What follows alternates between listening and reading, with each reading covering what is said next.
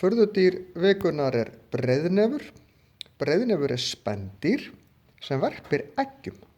Það er í raun og veru bara 2 hópar spendýra sem verpa eggjum. Þessir hópar kallast nefdýr einu orði, en hitt er mjónefur. Breiðnefur hann grefur sér holu eða greni. Þar verpir hann eggi sem að unginn skríður úr. Unginn er meira að segja með augntann eins og fuglar til þess að brjóta eggið. Svona hnúður á gogginum.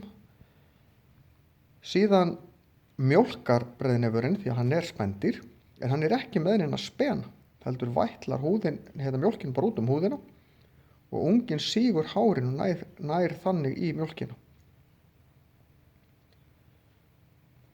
Breiðnefur er með svolítið skrítinn gogg, næstu eins og andagogg. Hann er ekki með tennur, með hornplötur sem hann notar til þess að mylja smádýr sem hann étur. Og hann lifir í Ástralíu eins og önnur nefdýr. En þegar að fyrstu eintökin komu til Evrópu einhvern tímann á 18. öld, að þá trúðu menn ekki að þetta dýr væri til. Það voru náttúrulega dýrin löngu dauð, búin að þvælast á seglskipum og síðar gufuskipum á leið til Evrópu. Tók nokkrar vikur að koma þangað, þannig að þau voru alveg byrjað að rotna þegar þau loksins komust til Evrópu. Og vísindamenn þar töldu jafnvel að þetta væri platt. Það væri búið að taka gogg af einu dýri og fætur af öðru og festi þetta einhvern veginn saman. En breiðnefur hann er vissulega til.